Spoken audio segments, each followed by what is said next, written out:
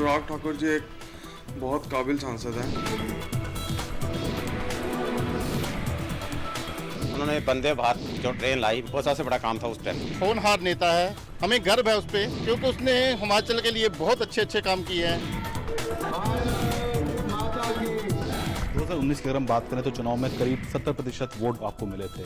क्या ये आंकड़ा बरकरार रहे? मैं तो चाहता हूं जनता अपना प्यार और दे, आशीर्वाद दे और इस रिकॉर्ड को भी तोड़ के नया कीर्तिमान स्थापित।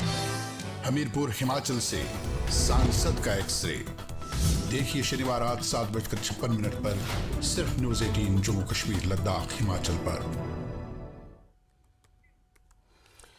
स्वागत है आपका न्यूज़ 18 JKLH में। मैं हूं विशाल और आप देख रहे हैं JKLH प्राइम टाइम। क्या लोकसभा चुनाव करीब आने का आभास राजनीतिक दलों को अभी से हो गया है? क्या राजनीति की बेसात पर मोहरे बिठाने का खेल अभी से शुरू हो चुका है? और क्या देवनगरी कहे जाने वाले हिमाचल प्रदेश में भी आम चुनाव के मद्देनजर एक दूसरे की कमजोर नसों को सियासी दलों ने अभी से दबाना शुरू कर दिया है? ये सारे सवाल इसलिए हैं क्योंकि हिमाचल में हालिया विधानसभा चुनाव में मिली शिकस्त के बाद प्रदेश की बीजेपी में आमूलचूल परिवर्तन देखे गए हैं। राज्य में संगठन काफी सक्रिय है। राज्य में संगठन के मुखिया की तब्दीली के बाद से ही सुक्खू सरकार की कमियों को जनता के बीच में ले जाने का काम भी तेजी से शुरू हो गया। और जिन मुद्दों के सहारे सुक्खू सरकार को घेरने की कवायद जारी है, उन में बड़े मुद्दे हैं डीनोटिफिकेशन पॉलिसी और वादों की गारंटियां। और इनसे अलग भी एक मुद्दा है और वो है आपदा प्रबंधन और आपदा के बाद जो आपदा प्रबंधन की राशि, यानी केंद्र से कितनी मदद मिली, नहीं मिली, पैकेज कितना आया, नहीं आया। विपक्ष का दावा है कि केंद्र से बहुत पैसे आए, सत्ता पक्ष का दावा है कि केंद्र से पैसे बिल्कुल नहीं आए, यानी राहत राशि के नाम पर तो नहीं आए, वही आए जो पहले से आते थे नियमित तौर पर। यह सत्ता पक्ष का दावा है, जबकि विपक्ष का दावा है कि नहीं, पैसे आए हैं। इससे सच्चाई क्या है, अभी हम कई सवाल करेंगे अपने मेहमानों से। लेकिन इन सब के बीच एक और अहम मुद्दा है, और वो मुद्दा है कि किस तरह से लगातार जो है सुक्खू सरकार वो कुछ ऐसे फैसले ले रही है, जो कुछ ऐसी योजनाएं हैं जो पिछली सरकार ने शुरू की थी, उन योजनाओं को भी बदलने की या उसे बंद करने की कोशिश है। जिनमें से एक है प्राकृतिक खेती खुशहाल किसान योजना, जिसके बारे में अभी हालिया दिनों ही जो प्रदेश अध्यक्ष है राजीव बिंदल, उन्होंने ये आरोप लगाया है कि जो मौजूदा सरकार है वो प्राकृतिक खेती खुशहाल किसान योजना को बंद करने जा रही है।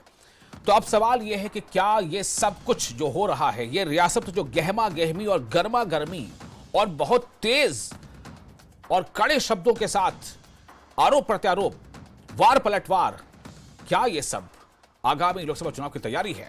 आप बने रहे हमारे साथ, अगले आधे घंटे इसी विषय पर करेंगे गर्मा गर्म चर्चा।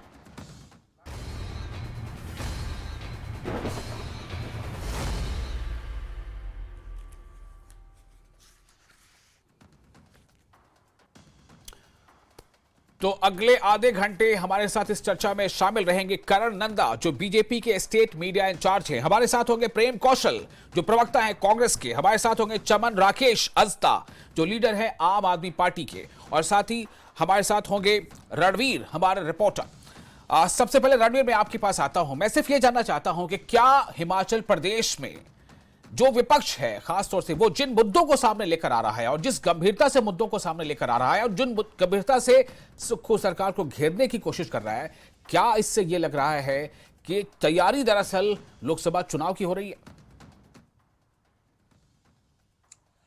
जी हाँ, अगर हम सामान्य तौर पर किसी राज्य में सत्ता परिवर्तन को देखते हैं तो ऐसा ये देखा जाता है कि अक्सर जो साल 6 महीने का जो वक्त है एक सरकार को दिया जाता है कि वो सेटल हो, अपने तरीके से जो है निर्णय वो ले, उसका विजन दिखता है और ये समय दिया जाता है विपक्ष की तरफ से भी। लेकिन यहाँ पर ये देखा जा रहा है हिमाचल में, जाहिर सी बात है कि विपक्ष का अधिकार है। जो विपक्ष को लगता है कि ये गलत फैसले हैं और इसमें जो जनहित के तहत जो फैसले लिए जाने चाहिए थे उसमें अहित हो रहा है जनता का, तो उसका मुद्दा जो है विपक्ष यहाँ पर उठाता है। लेकिन यहाँ पर हमने देखा है कि भाजपा किस तरह से तल्ख है। भाजपा अपने तरीके से जो है यहाँ पर हमने देखा कि प्रदर्शन भी कर रही है। अब हम देख रहे हैं कि लगातार हमले जो हैं तेज होते जा रहे हैं। जी। शुरुआत से ही हमने देखा कि जब जो 1000 से के करीब जो संस्थान डी नोटिफाई किए गए, उसको लेकर भाजपा जो है एजिटेशन मोड पे रही। उसके बाद गारंटियों को लेकर मतलब लगातार जो है मुद्दे भाजपा की तरफ से उठाए जा रहे हैं। और यहाँ पर जैसा मैंने पहले जिक्र किया कि पहले ये होता था कि थोड़ा समय दिया जाता था जी। सरकार को सेटल होने का, लेकिन यहाँ पर भाजपा की तरफ से ये कहा जा रहा है कि वो तो समय देना चाहती थी, लेकिन यहाँ पर राज्य सरकार कुछ ऐसे फैसले कर रही है जो जनता के हक में नहीं है। पूर्व सरकार के समय में बहुत महत्वपूर्ण निर्णय लिए गए थे, उनको जो है बदला जा रहा है। और इसके पीछे जो हवाला दिया जा रहा है, जो आर्थिक स्थिति है वो बेहद खराब है। जो यहाँ सरकार के मंत्री है वो ये कहते हैं कि जो नई सरकार आती है उसका इख्तियार होता है, उसका जो है पूरा हक होता है, और वो देखती है कि किस तरह से किस आधार पर पूर्व सरकार में फैसले लिए गए, योजनाएं बनाई गई। बिल्कुल रणवीर, मैं आपके पास फिर आऊंगा। आपने मोटे तौर पे वो उसका एक खाका आपने खींच दिया है। मैं आपको बताऊं, जैसे मैंने पहले बताया कि करण नंदा हमारे साथ मौजूद रहेंगे, बीजेपी स्टेट मीडिया इंचार्ज। अभी हमारे साथ वो जुड़ नहीं पाए हैं। चमन राकेश अस्ता भी हमारे साथ अभी मौजूद नहीं है। हम आशा करते हैं कि वो सब हमारे साथ जुड़ जाएंगे। प्रेम कौशल हमारे साथ मौजूद है, स्पोक्स पर्सन कांग्रेस। प्रेम जी, क्या लग रहा है आपको, इतना जबरदस्त हमला विपक्ष की तरफ से, इतनी जबरदस्त घेराबंदी, चाहे वो नेता प्रतिपक्ष की तरफ से हो सदन के अंदर या सदन के बाहर, चाहे वो प्रदेश अध्यक्ष की तरफ से हो, चाहे फिर जो केंद्रीय मंत्री हैं जो आपके हिमाचल से है सांसद, वो तो खैर कर ही रहे हैं। क्यों है, क्यों मौका दे रहे हैं आप उन्हें, क्यों ऐसे फैसले ले रहे हैं जिससे उन्हें बोलने का मौका मिल रहा है? और ये डी नोटिफाई आप किया जा रहा है स्कूलों के फैसले को लेकर, कॉलेजों को लेकर के, या फिर जो मौजूदा जो किसान वाली स्कीम है, इस पर खासतौर से बहुत ज्यादा जो इसकी चर्चा हो रही है कि जो प्राकृतिक खेती खुशहाल किसान योजना बंद किया गया, क्या कहेंगे इस पर? देखिए, ऐसा है, भारतीय जनता पार्टी की दिक्कत हिमाचल प्रदेश में ये है कि भाजपा लगातार हिमाचल प्रदेश में हर तरह के चुनावों में पराजित हो रही है। और अब आने वाले समय में बहुत जल्दी लोकसभा के चुनाव जो हैं वो होने हैं। हिमाचल से 4 लोकसभा की सीटें हैं, उनको लेकर भारतीय जनता पार्टी चिंतित है। जिस तरीके का ट्रेंड हिमाचल प्रदेश में है, अगर यही बरकरार रहता है जी, तो भाजपा को चिंता है कि कहीं लोकसभा के चुनावों में भी हमारी वही दुर्गति ना हो जो विधानसभा के चुनाव में हुई, उपचुनाव में हुई और शिमला नगर निगम के चुनाव में हुई। तो इस ध्यान से, इस नजरिए से भारतीय जनता पार्टी जो है वो नॉन इश्यूज को इशू बनाकर जो है वो शोर शराबा करने की कोशिश। क्या ये नॉन इशू है कि डी नोटिफाई किया जा रहा है, कई ऐसे संस्थान बंद किए गए, कई ऐसी योजनाओं को बंद किया गया? ताजा योजना जो इसके बारे में जो आपने जिक्र किया कि प्राकृतिक खेती खुशहाल किसान योजना, क्या ये गलत बात है कि उस योजना को बंद कर दिया गया? देखिए, कांग्रेस पार्टी अपनी एजेंडे के साथ, अपने विजन के साथ सत्ता में आई है। भारतीय जनता पार्टी की जो नीतियां और कार्यक्रम और जिन स्कीमों को ये बंद करने की बात कर रहे हैं, अगर वो इतने लोकप्रिय होते तो भारतीय जनता पार्टी हिमाचल प्रदेश में सत्ता से बाहर नहीं होती। मैं ये कहना चाहता हूँ, आपने कहा कि नेता प्रतिपक्ष सदन के अंदर भी बड़े जोरदार तरीके से मुद्दों को उठा रहे। मैं आपको बताना चाहता हूं कि अभी जो विधानसभा का सत्र हिमाचल प्रदेश के अंदर हुआ है उस सत्र में भारतीय जनता पार्टी बुरी तरह से बेनकाब हुई है। भारतीय जनता पार्टी का जो कार्यप्रणाली विधानसभा के अंदर है, जिस तरीके से भारतीय जनता पार्टी के लोगों ने, भारतीय जनता पार्टी के विधायक दल ने, चलिए मैं आप हमारे साथ बने रहे। प्रेम कौशल जी, हमारे साथ चमन राकेश अस्ता जुड़ चुके हैं, लीडर है आम आदमी पार्टी के। मैं आशा करता हूं कि बीजेपी के भी जो हमारे मेहमान हैं वो जल्दी हमारे साथ जुड़ जाएंगे। चमन राकेश जी, मेरा आपसे सवाल है, ये जो आप देख रहे हैं रसाकशी, यानी विपक्ष का जोरदार हमला सत्ता पक्ष पर, सत्ता पक्ष का हमला विपक्ष पर, यानी जो मंत्री हैं, जो प्रवक्ता है, वो तो एक दूसरे को हमला कर ही रहे, आरोप प्रत्यारोप का दौर चल रहा है। इसमें आम आदमी पार्टी को क्या लगता है कि यही दोनों जो है सेमीफाइनल खेलेंगे, यही दोनों फाइनल भी खेल लेंगे? आप कहां जाएंगे? देखिए सर, सबसे बड़ा दुर्भाग्य हिमाचल का यही है कि बार बार ये पार्टियां हर 5 साल बाद चुनाव में जब भी जाती है तो एक एंटी इनकम्बेंसी जो फैक्टर रहता है उसी के बलबूते पर ये लोग, दूसरा जो सत्ता पक्ष बाहर होता है और दूसरा जो पक्ष है विपक्ष, वो अंदर आ जाता है। क्योंकि अगर सरकारों ने इतना अच्छा काम किया होता तो बहुत सारे लोग, ऐसा नहीं है, हिमाचल एक पढ़ी लिखी स्टेट है और यहाँ पे लोग भली भांति ये जानते हैं कि कौन सी सरकार ने क्या परफॉर्मेंस की है। अब कांग्रेस का जब इस बार का जो चुनाव, क्योंकि मेरे हिसाब से जो आज तक के जितने मुख्यमंत्री रहे उनमें से वीकेस्ट जो मुख्यमंत्री थे वो जयराम ठाकुर जी थे। तो बहुत ज्यादा डिले भी हो चुका था, उनको रिप्लेस क्यों नहीं किया गया वो भाजपा बता सकती है ज्यादा से, लेकिन कांग्रेस से हम लोगों ने, लेकिन मैं आपको बस इसको कह के आगे बढ़ने की इजाजत बस इस मतलब शर्त में दे दे रहा हूं कि अभी अगर बीजेपी के प्रवक्ता होते तो अभी आपका फौरन नोट लेते कि आपने उनको ढीला जो है वो मतलब वजीर आला कहा है या सीएम कहा है। लेकिन मैं आपसे चाहूंगा कि अपनी बातचीत में कृपया आप सभी लोग ऐसे शब्दों का इस्तेमाल करें जिससे बात भी बन जाए और बात बिगड़े भी ना। मेरे ख्याल से नहीं, इस बात का कहने का मतलब ये है कि देखिए वर्क जो पिछले काम हुए हैं, चाहे हम लोग तो चलिए एक उस राजनीति को हम लोग सबसे पहले मानते हैं या उसके साथ चले हैं कि भ्रष्टाचार के अलावा शिक्षा और स्वास्थ्य के जो बड़े मुद्दे हैं जी, तो उनको हम लोग चाहते थे कि शिक्षा में खास करके ऐसे शिक्षा में सुधार आए जी, क्योंकि धीरे धीरे बजटरी एलोकेशंस बढ़ने चाहिए थे। इंफ्रास्ट्रक्चर के बाद जो सबसे ज्यादा प्रायोरिटीज हिमाचल, मेरा सवाल थोड़ा सा स्पेसिफिक है। मेरा सवाल यह है कि जिस तरह से विपक्ष का यह आरोप है कि आप जो है सत्ता में आने के बाद आप राजनीतिक विद्वेष के तहत कार्रवाई कर रहे हैं, आप राजनीतिक विद्वेष के तहत फैसले ले रहे हैं, आप पिछली सरकार की योजनाओं को बंद कर रहे हैं, आप पिछली सरकार के बहुत सारे संस्थानों को और या फैसले को डिनोटिफाई कर रहे हैं। इस पर आप क्या कहेंगे? कुछ जगहों पे तो मैं बिल्कुल सहमत हूं कि करने भी चाहिए थे, कि जहां पे बिना किसी प्लानिंग के, बिना किसी फाइनेंशियल जो बजटरी एलोकेशंस के वो खोले गए। तो मैं आपको एक अपनी विधानसभा की एग्जांपल दे सकता हूं कि वहां पे इन्होंने कॉलेज खोला भाजपा सरकार ने। तो अब आप हैरान होंगे, वहां पे 70 बच्चों का एडमिशन भी हुआ, 7 बच्चे पास हो पाए, क्योंकि एक भी प्रोफेसर की वहां पे नियुक्ति नहीं हो पाई। एसएमसी द्वारा वहां पे जाकर के 4 जो स्टाफ थे, 5 लोग, उसमें से एक पीएन था, 2 पीएन थे, एक चौकीदार था और एक क्लेरिकल स्टाफ था।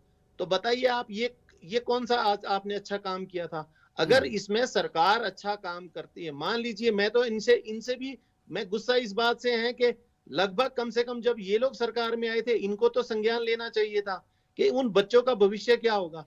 ऐसे ही मैं आप बहुत दूर नहीं जाना चाहता हूँ, एक शिमला में बहुत बड़ा एक सुपर स्पेशलिटी हॉस्पिटल है, 10 साल इनको 1 साल हो गया है कांग्रेस को, 3 मंत्री शिमला जिला से इनकी सरकार में है, मुख्यमंत्री से लेकर पूरी फौज शिमला में बैठती है, अभी तक वो सड़क नहीं 1.5 किलोमीटर बन पाई है सुपर स्पेशलिटी हॉस्पिटल के लिए। बहुत अच्छा एक बना है।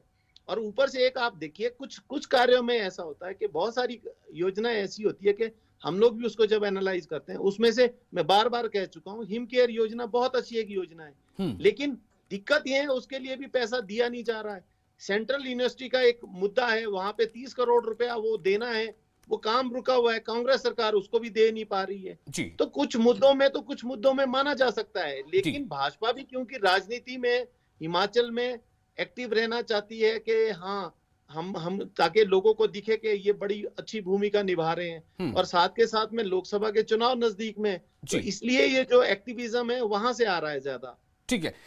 चमन राकेश जी, आपने जो बातें कही हैं, मैं फिर ये कहूंगा कि मैं इस पे और कुछ एंगल से लूंगा। रवि, मैं आपके पास आना चाहता हूं। जो कुछ चमन राकेश जी कह रहे हैं, आम आदमी पार्टी के लीडर हैं, क्या इनकी बात को हमें डिटो किया जा सकता है? रणवीर, चूंकि अभी हमारे पास बीजेपी की तरफ से कोई मेहमान जुड़ नहीं पाए हैं, मैं आपसे जानना चाहूंगा कि ये जो कह रहे हैं इस पर आप क्या रिएक्शन देंगे? सच्चाई कितनी है?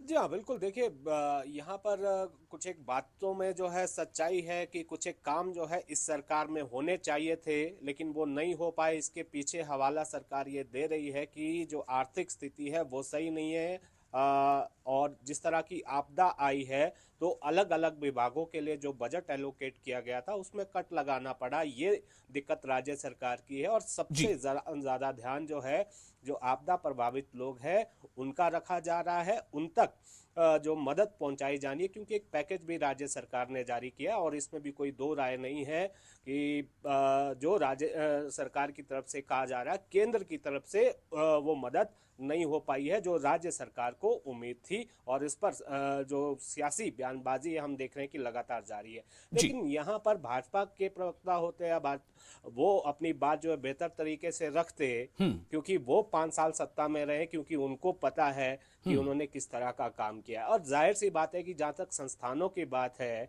और जो श्वेत पत्र भी राज्य सरकार की तरफ से जारी किया गया था, उसमें भी बहुत सारी बातें निकल कर आई है। एक ही साल में जो संस्थान खोले जाते हैं, जो घोषणाएं की जाती हैं, कार्यालय खोले जाते हैं, लेकिन वहां पर स्टाफ नहीं होता, भवन नहीं होता। आप देखिए, मंडी यूनिवर्सिटी खोली गई, एक विश्वविद्यालय खोला गया, वो मंडी कॉलेज में ही उसकी शुरुआत की गई। तो बहुत सारे ऐसे फैसले थे पूर्व सरकार के समय में। और यहाँ पर ये बात बिल्कुल सही है जो प्रेम कौशल जी ने कहा कि अगर बहुत अच्छे फैसले भाजपा ने लिए होते और बहुत अच्छा काम किया होता तो इस सत्ता में वापसी। ठीक है, मुझे लगता है ये एक बेंचमार्क उन्होंने कह दिया यहाँ पर कि अगर वो फैसले तमाम के अच्छे थे, तमाम के तमाम फैसले, और उन फैसलों का सीधा प्रभाव जनता पर जो है सकारात्मक पड़ रहा था, तो फिर चुनाव में आप वापसी क्यों नहीं कर पाए। मैं आपके पास फिर से आना चाहता हूं प्रेम कौशल जी, लेकिन एक बात है कि देखिए, कई बार होता है कि राजनीति जो है वो कहते हैं परसेप्शन का खेल है। तो ये जो आरोप बार बार लग रहा है, एक तो पहले वो आरोप लगाते थे गारंटियों को लेकर कि आप गारंटियों को भी सही से उस पर लागू या अमल नहीं कर पा रहे हैं। महिलाओं की गारंटी जो थी कि हर महिला को 1500 रुपए मिलेंगे, वो हर महिला तक अभी बात नहीं पहुंच पाई है। अभी एक खास सेगमेंट या खास जो है वो संख्या है। दूसरी अहम बात यह है कि ये जो किसान विरोधी का जो परसेप्शन बना जा रहा है, किसान विरोधी फैसला आपने लिया है, चूंकि आपकी सरकार ने प्राकृतिक खेती खुशहाल किसान योजना बंद कर दिया, तो मैं चाहूंगा कि इस पर थोड़ा सा आप और थोड़ा हमें डिटेल बताएं कि क्यों बंद किया, अगर बंद किया तो। बात यह है कि ये जो आप किसान विरोधी फैसले की बात कर रहे हैं, सबसे बड़ी किसान विरोधी पार्टी अगर हिंदुस्तान में हो रही है तो भारतीय जनता पार्टी रही है। और उसका जीता जागता उदाहरण वो कानून है जो केंद्रीय सरकार ने किसानों का दमन करने के लिए बनाए थे, जो वापस लेने पड़े भारतीय जनता पार्टी की केंद्रीय सरकार को। रही ऑर्गेनिक खेती की बात, तो वो एक योजना का नाम देके ऑर्गेनिक खेती नहीं होती। मैं एग्रीकल्चर प्रोड्यूस मार्केट कमेटी का हमीरपुर का चेयरमैन रहा हूँ। हमने सिक्किम को टूर किया था। सिक्किम में कंप्लीट ऑर्गेनिक खेती होती है, वहाँ कोई दवाइयाँ, किसी तरीके की खाद का इस्तेमाल नहीं होता। और उसी मॉडल को हमने यहाँ हिमाचल के लिए रिकमेंड किया था अपनी रिपोर्ट में। और हिमाचल सरकार ने चरणबद्ध तरीके से, अभी कृषि मंत्री का बयान था कि चरणबद्ध तरीके से हम ऑर्गेनिक खेती की तरफ बढ़ेंगे। भारतीय जनता पार्टी ने मात्र योजनाओं के नाम बदलकर जो है पुरानी योजनाओं को लागू करने का हिमाचल प्रदेश में और पूरे देश में काम किया है। कोई नई चीज भारतीय जनता पार्टी देश में और प्रदेश में लेकर नहीं आई। भारतीय जनता पार्टी की मैं फिर कहूंगा कि बिल्कुल ठीक कहा आष्टा जी ने कि इनका जो एक्टिविज्म है वो लोकसभा चुनावों को ध्यान में रखकर है। कोई तथ्य इनके जो आरोप है उनमें रही है। जो संस्थान हमने बंद किए ये प्रदेश हित में किए। ठीक है, करण नंदा जुड़ चुके हैं हमारे साथ बीजेपी के तरफ से, बीजेपी स्टेट मीडिया इंचार्ज है करण नंदा जी। मेरा जो आज विषय है, शायद आपको पता होगा, विषय यही है कि सुक्खू सरकार पर विपक्ष का वार। ठीक है, तो सवाल यही है कि जो विपक्ष यानी कि जो राजीव बिंदल या जो जयराम ठाकुर लगातार अपने बयानों से, या आपके और दूसरे नेता भी लगातार जो वार कर रहे हैं, उसका उद्देश्य क्या है? जी देखिए, कुल मिलाकर जो हम ये बात कर रहे हैं, जब से ये सरकार सत्ता में आई है, इनको सिर्फ एक ही काम है, भारतीय जनता पार्टी को कोसना, कोसना और कोसना। जब इनसे जवाब मांगे, चाहे हम विधानसभा में मांगे, चाहे हम सड़कों पे धरना प्रदर्शन करके मांगे या एक विधायक धरना प्रदर्शन करके मांगे, तो ये मौन रहते हैं, झूठ बोलते हैं। हर चीज पे झूठ बोलना भी अच्छी बात नहीं है। इसका विरोध कर इतना है, और ये पूरी जो इनकी राजनीति है वो प्रेम कौशल जी, आप ध्यान से सुनिएगा, मैं आपके पास आऊंगा अगर आपको कोई ऑब्जेक्शन है तो। अभी हम सुन रहे हैं करण नंदा को। जी कैरी ऑन। और इसी मुताबिक आप देखेंगे कि अभी वर्तमान में जो ऑर्गेनिक खेती के लिए केंद्र से इतना सपोर्ट आया और उसके अंतर्गत 400 करोड़ रुपए हिमाचल सरकार के खाते में ऑलरेडी क्रेडिट हो चुका है, उस योजना को बंद करने की बात कर रहे हैं। नाम बदलने की बात जब करते हैं तो भाई हम ये पूछते हैं कि हिम केयर योजना हिमाचल प्रदेश में चल रही थी। हिम केयर योजना के 200 करोड़ रुपए जो है जिससे लोगों को लाभ मिला है, उसकी पेमेंट क्यों नहीं हुई? और इसकी वजह से जो है वो योजना अपने आप ही जो है वेंटिलेटर पे जाती दिखाई दे रही है। जी। अगर ये नाम नहीं बदल पाते तो ये केवल मात्र जो है योजना को मारने का प्रयास करते हैं। और दूसरी बात, जब एक योजना अच्छी चलती है, अब देखिए नहीं, मुख्यमंत्री आपने बिल्कुल सही कहा। वैसे भी योजना- नाम बदलने में मेरे ख्याल से आपका कोई सानी नहीं है जी। आप सही बात जी। कह रहे हैं जी, आगे बढ़े। मैं बोल रहा हूँ कि इससे नाम बदलने से कुछ नहीं होता। सारा योजना शुरू करी, जो महिलाएं 60 साल से ऊपर थी, जो बुजुर्ग जो है वो 70 साल के हो चुके थे, सामाजिक पेंशन योजना की उम्र हमने घटाई और उसमें जो है लोगों को जो है वो लाभान्वित हुए, 3-3 हजार रुपए मिले, 1150, 1350 इस प्रकार रकमें मिली। अब आप उन योजनाओं को जो है उसमें जो है बदलाव करके आप जनता को ये बताना चाहते हैं कि ये योजना आपने शुरू करी, ऐसा कुछ नहीं है। जो ये स्कूलों का निर्माण हो रहा है इसका नाम आपने राजीव गांधी पे रख दिया, हमें कोई आपत्ति नहीं है, पर ये डे बोर्डिंग योजना थी, इसको शुरू करने वाली भारतीय जनता पार्टी की जयराम ठाकुर सरकार थी। Prem Kaushal ji, no your turn, you have to answer, जवाब दीजिए, क्यों कर रहे हैं ऐसा? मैं करण नंदा जी से ये जानना चाहूंगा कि कोई एक स्कूल का नाम बताएं डे बोर्डिंग का जो भारतीय जनता पार्टी की सरकार के शासनकाल में खुला हो। बड़ी चुनौती, कोई एक स्कूल का नाम बता दें। गपे हाँ, अभी मुझे बात तो करने दीजिए आप। नहीं, मैं आप ही के सवाल को आगे बढ़ा रहा हूँ। कोई एक स्कूल का नाम बता दें। करण नंदा जी, आपके सवाल को आगे बढ़ा रहा हूँ जी। करण जी, आपसे सवाल पूछा गया है कि कोई एक स्कूल का नाम बता दीजिए। नहीं, उस टाइम हमने जो ये योजना है, आप देखिए स्कूलों के नामों के चयन हो गए थे। इन्होंने पट्टे पे जमीनें जो ट्रांसफर करी है, ये इनकी सरकार पे पट्टे पे जमीनें ट्रांसफर हुई है। उसके बाद केवल मात्र जो है इन्होंने स्कूलों के जो चयन है, हम यहाँ पर जो है 24 जमीनें जो है ऑलरेडी चयन करके गए थे और उसके बाद निर्माण कार्य शुरू होने थे। चलिए प्रेम कौशल जी, जवाब मिला, सीधा मिला कि टेढ़ा मिला, आपको समझना है, जवाब दीजिए। नहीं, जवाब तो यही है कि नहीं हुए, यही जवाब है इनका। जो मेरा सवाल था उसका जवाब इनका नेगेटिव है कि नहीं कर पाए। प्रेम कौशल जी, योजना हमने शुरू करी थी, जमीनें हमने जो है वो डीसीज के माध्यम से जो है उनको अक्वायर भी किया था और अक्वायर करने के बाद जब योजना ऑब्वियसली सरकार चेंज होती है तो उसके बाद आप उन स्कूलों का निर्माण करना चाहते हैं तो आप कीजिए, पर नाम बदलने से कुछ नहीं होगा। जमीनें तो हम ही पहले आवंटित करके लाए थे, उसके बाद स्कूलों। प्रेम कौशल, आप मुझे समय नहीं दे रहे हैं, मैं आई एम सॉरी टू से। नहीं, मैं आपका नाम लेके बोल रहा हूँ, बोलिए। नहीं, आप बीच में फिर जैसे ही मैं बोलना शुरू करता हूँ आप बीच में कुछ दूसरे। मैंने आपका सवाल आगे बढ़ा दिया था कि एक स्कूल का नाम बता दीजिए अगर है तो, ये मैंने उनसे पूछा था जी। बोलिए आप प्रेम कौशल जी। जी, ये किसी योजना का नाम हमने ना बदला है, ना योजनाओं के नाम बदलने की कांग्रेस पार्टी की कोई कार्य प्रणाली रही है। ये काम जो है वो लगातार भारतीय जनता पार्टी जब से सत्ता में केंद्र में आई है, प्रदेश में आई है, ये भारतीय जनता पार्टी करे। जितनी कल्याणकारी योजनाएं आज देश के अंदर लागू हैं, ये कांग्रेस पार्टी की सरकारों ने शुरू की हैं, सरकारों ने प्रारंभ की हैं। चाहे वो इंदिरा आवास योजना थी, चाहे गांधी कुटीर योजना थी, कि उन्हीं के नाम बदलकर उन योजनाओं को इन्होंने आगे बढ़ाने का काम किया है और यही काम भारतीय जनता पार्टी देश के अंदर और प्रदेश के अंदर कर रही है। हिमाचल प्रदेश में मैंने कहा कि कांग्रेस पार्टी अपने विजन के साथ, अपने एजेंडे के साथ सत्ता में आई है। हमारा काम भारतीय जनता पार्टी के एजेंडे को आगे बढ़ाने का नहीं है। हमने अपनी कमिटमेंट लोगों के साथ की है। लोगों ने हमने जो लोगों को आश्वासन दिए, लोगों के सामने हम जो बातें रखी उनके ऊपर विश्वास करके लोगों ने हमारे पक्ष में मत दिया है। हम जनता क्या चाहती है, जनता से हमने क्या कहा है, हम उस आधार के ऊपर प्रदेश में सरकार को चलाएंगे। भारतीय जनता पार्टी को क्या सूट करता है, भारतीय जनता पार्टी की क्या सुविधा है, उनको क्या गवर्नेंस का नहीं होगा। भारतीय जनता पार्टी और कांग्रेस का कभी मेल नहीं हो सकता।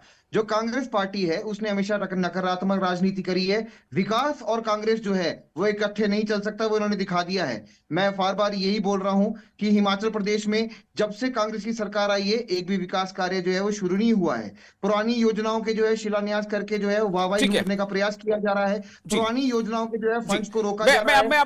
अब मैं उनके पास जाता हूँ जी। एक मिनट चमन राकेश जी, मैं आपको बताना चाहता हूँ कांग्रेस के नेता का कहना है, जो प्रवक्ता हमारे साथ मौजूद है प्रेम कौशल, वो कह रहे हैं कि भाई हम बीजेपी के एजेंडों को आगे बढ़ाने के थोड़ी आए हैं, हमें तो अपना काम कर रहे हैं, हमने जनता से वादा किया है। बीजेपी के कुछ प्रवक्ता वो कह रहे हैं कि जो कल्याणकारी योजनाएं थी उनका आप नाम बदल रहे हैं और उसे अपना क्रेडिट लेने की कोशिश कर रहे हैं। तो अब मैं चाहूंगा कि आप क्या कहना चाहते हैं इस पर। देखिए सर, अब जो सबसे बड़ी मुश्किल आने वाले जो दिन है कांग्रेस सरकार के लिए, बहुत ही मुश्किल वाले दिन आने वाले हैं। पहली बात यह है कि इस बात में तो कोई दो राय नहीं है कि हिमाचल को बहुत ज्यादा जो नुकसान हुआ है, जिस हिसाब से नुकसान हुआ है उस हिसाब से केंद्र से मदद आई नहीं है। लगभग जो व्हाइट पेपर भी हुआ है उसमें अगर आप देखेंगे तो बहुत ज्यादा विरोधाभास था। लेकिन सबसे बड़ा जो चैलेंजेस आएंगे वो है जॉब जो अपॉर्चुनिटीज है वो यहाँ पे कम हो रही है। इन्होंने एम्प्लॉयमेंट में कहा था कि हर साल 1 लाख का वादा था, देंगे, जहां तक मुझे याद है वो हो नहीं पा रहा। महिलाओं की आप चलिए अभी उसको पीछे छोड़ देते हैं क्योंकि ऑलरेडी उसमें 1150 रुपए का चल रहा था। बाकी जो योजनाओं में है हमारे पास कोई इंडस्ट्री बड़ी आ नहीं रही। इंफ्रास्ट्रक्चर को खड़ा करने के लिए बहुत ज्यादा टाइम लगेगा और डेप्थ जो है इंक्रीज हो रहा है, बार बार लगातार हो रहा है। अभी तो मान लीजिए पेंशन की लायबिलिटी, ठीक है, आपने बहुत अहम मुद्दों को सामने ला दिया है कि आने वाले दिनों में यह भारी पड़ सकती है कांग्रेस को। ये जो दो मुद्दे खास तौर से हैं, एक तो नौकरी यानी कि रोजगार, अब नौकरी रोजगार दो चीजें होंगी, समझना होगा हमें, और दूसरा यह कि जो महिलाओं को देने का वादा था। 30 seconds to Karan Nanda, 30 second summarise कीजिए, ये वार क्यों है, इसका अंजाम क्या होगा, क्या मिलेगा आपको? देखिए जो नौकरियां हैं, नौकरियों में जो है बेरोजगारी दर जो है 13.8 पहुंच गई है। एवरेजली यहाँ पे 8% होती थी। ये झूठे वायदे उन्होंने किए। दूसरा मैं आपके सामने लाना चाहूंगा, जिस प्रकार से इन्होंने जो है महिलाओं को 1500 देने थे, अगर उसका आंकड़ा लगाया जाए, आंकलन 4000 करोड़ की देनदारी बनती है। तीसरा, अभी जब से ये सरकार दिसंबर 2022 से बनी है, अक्टूबर तक 10,300 करोड़ का लोन ये लोग ले चुके हैं। प्रति महीने जो है 1000 करोड़ का loan 30 seconds to Prem Kaushal, 30 seconds final comment. हमने भारतीय जनता पार्टी की कुछ योजनाएं बंद की हैं, उनके नाम आपको बताना चाहता हूं। एक योजना इनकी थी पेपर लीक करो योजना, नौकरियां बेचो योजना, वो बंद की। दूसरी एक इनकी योजना थी पकौड़ा तलो योजना जी, ऐसी योजना को हमने आगे नहीं बढ़ाया। आगे इनकी योजना थी महंगाई बढ़ाओ योजना, उसको हमने खत्म किया। अच्छा, और इसी तरह से जो हिमाचल प्रदेश में बिना बजट के, बिना प्रावधान के, बिना सोचे समझे जो संस्थान खोले गए थे धोखा देने के लिए लोगों को, हमने निश्चित तौर पर हिमाचल हित में उनको बंद किया है। और ऐसी और योजनाएं अगर भारतीय जनता पार्टी के समय में शुरू हुई हैं जन विरोधी, उनको कांग्रेस पार्टी की सरकार निश्चित तौर पर बंद करेगी। चलिए, बहुत कटाक्ष है, बहुत चुभन है। मैं फाइनल कमेंट के लिए रणवीर आपके पास में आना चाहता हूं। मैं सिर्फ ये जानना चाहता हूं, 30 सेकंड आपको भी 30 सेकंड दे रहा हूं मैं, कि हमें ये बताएं कि ये जो हीट अप है ये अभी और आगे जाएगा, शोले और बढ़ेंगे या थोड़े ठंडे पड़ेंगे? देखिए 2024 का रण नजदीक है। जाहिर सी बात है कि दोनों तरफ से अब ये जो गर्मा गर्मी है ये और बढ़ती जाएगी। लेकिन सबसे बड़ी बात हिमाचल की ये है कि सत्ता पक्ष या विपक्ष की तरफ से जो भी दावे बातें कही जाए, अपने अपने बातों के पक्ष में तर्क दिए जाएं, जनता जो है अपने पैमाने पर इनको परखेगी और हिमाचल की जनता समझदार है। चलिए, हिमाचल की जनता समझदार है। इसी के साथ इस विषय पर यहां पर हम रुकेंगे। आप तमाम लोगों का बहुत बहुत शुक्रिया। लेकिन करण नंदा जी, थोड़ी शिकायत रह जाएगी कि आप देर से जुड़े, कोशिश कीजिएगा अगली बार समय पर जुड़ पाए। बहुत शुक्रिया। आप बने रहिए न्यूज़ 18 के साथ। आदाब।